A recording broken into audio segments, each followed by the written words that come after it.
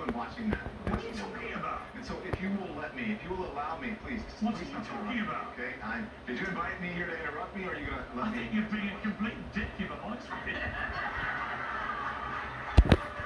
Or Don. Now, the only thing people want to hear from him is, "Hi, I'm Don. I'll be your server tonight."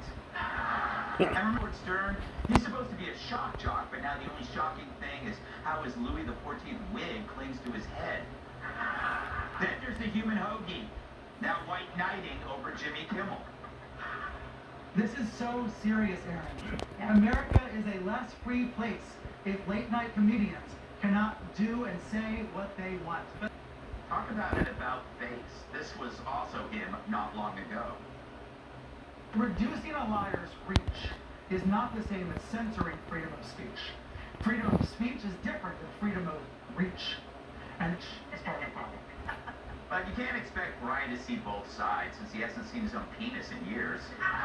One of MSNBC's few remaining lesbians, Chris Hayes. Here's him now. ABC made the announcement Kimmel would indeed be taken off the air indefinitely.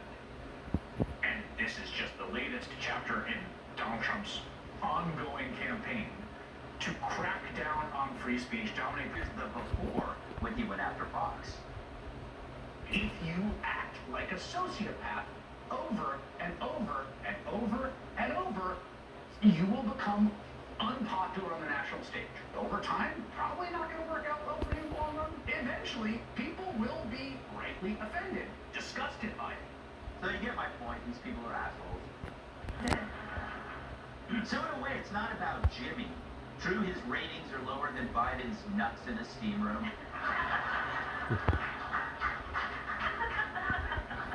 But it's about the douchebags coming to his aid.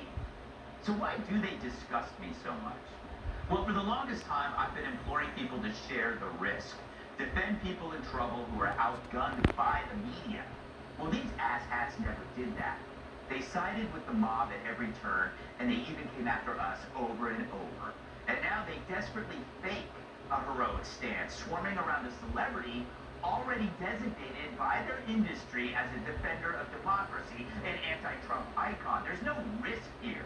This is just sheep acting like sheep. Now maybe I should ignore their hypocrisy, and maybe I should share the risk with Jimmy, even though they hung us all out to dry. I do think Jimmy should be back on the air, at least to explain himself, even though he and all the other pieces spent years putting targets on our backs. Maybe that's what Charlie Kirk would want.